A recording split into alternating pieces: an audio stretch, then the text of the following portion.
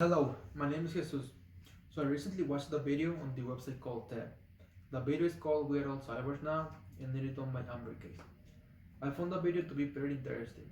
However, it led me thinking about something in specific and I will be addressing that on this video.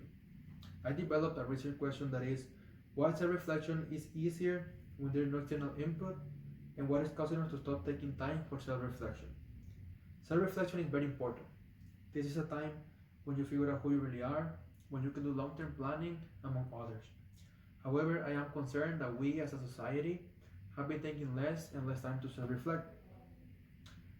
Research has shown that smartphones have been one of the main causes of us not taking time for self-reflection. In an article called "To Smartphone Your Own Good," written by John Walper, he states that you don't own your phone, it owns you.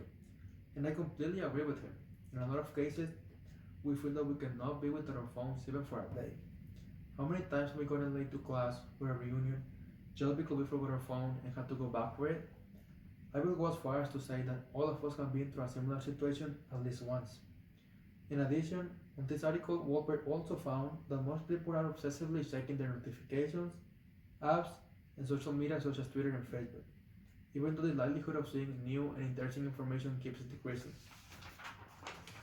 Moreover, another problem that excess usage of a smartphone can cause is that it can make it harder to stay focused.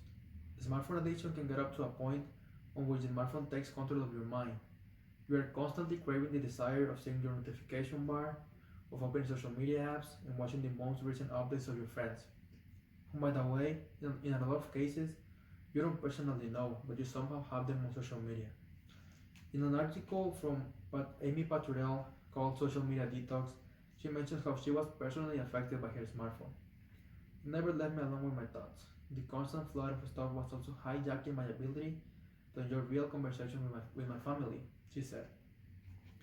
In addition, the mere time that the average person stares at their device is too high. All that time could be directed to more productive tasks. I did a study on sharing one myself and two of my sweetmates. On this study, I recorded the time spent on social media apps, and the average weekly usage of social media turned out to be about 20 hours. This means we on average spend almost 3 hours a day on social media. This is not counting the time we spend playing video games, which would add up to be about another 20 minutes a day. All this time could be spent somewhere else, maybe on something more productive, like getting ahead on a class, working out, or just socializing face to face. Mental health experts recommend 1 to 2 hours of screen time a day and no more than 10 hours per week.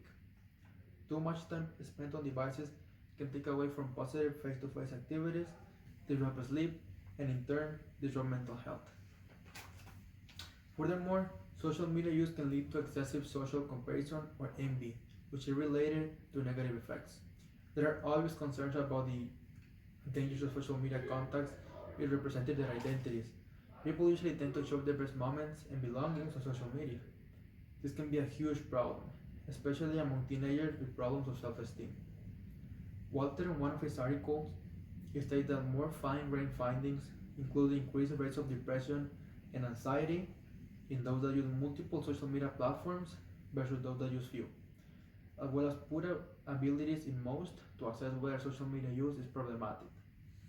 Excessive exposure to screens at bedtime has negative effects on sleep, which in turn impact mental health. In conclusion, we are able to self-reflect better when there's no external input, because when there's no external input, we can focus better and think things over, recognizing its importance.